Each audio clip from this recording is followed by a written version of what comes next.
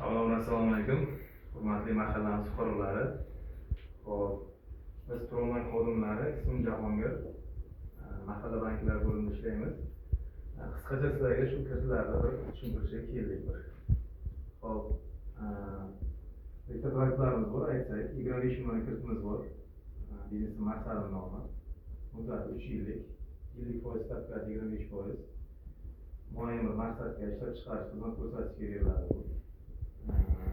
Ta'minotiga xohlasangiz ishlatib borilar bo'lsa kafillik, bo'lmasa sug'urta asosida. Plastik kerak emasmi? O'zimizdan oladi. Bizdan. Bankdan oladi.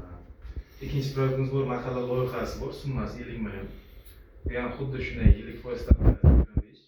Maqsadi shu ishlab chiqarish xizmat ko'rsatish. Ta'minotiga kafillik bo'lmaydi, sug'urta polisi bo'ladi. Shu farqi. Yosh chegaramiz bor, 19 yoshdan 13 yoshgacha. Katerina tarixiy tekshiriladi, birinchi o'rinda. Rossiya kerak, bizga biriktirilgan mahallalar bo'lishi kerak. Qancha mahalla? Termizda 8 ta mahalla bor. Bittasi bozor. Bizga biriktirilgan bo'lsa yo'q. Yo'q, kirmaydi.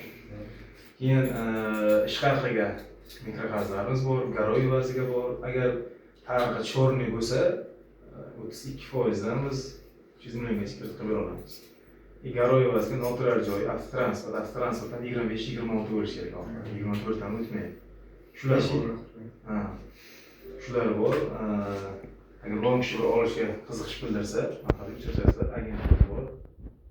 Shunday qilib, loyihalarimiz bor, namunalar bor. Kimda savol bo'lsa,